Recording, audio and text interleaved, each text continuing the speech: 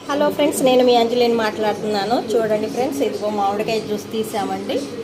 దీన్ని డీప్లో పెట్టేసుకోవచ్చు. మనం కావాల్సినప్పుడల్లా దీన్ని బయట కొంచెం తీసుకొని వాడుకోవచ్చు. ఫ్రెండ్స్ చూస్తున్నారు కదా, మా అబ్బాయి లండన్ వెళ్ళాడు కదా, వస్తాడు ఒక 2 monthsకి. అందుకోసం అని చెప్పి నేను ఇలా స్టాక్ పెడుతున్నాను.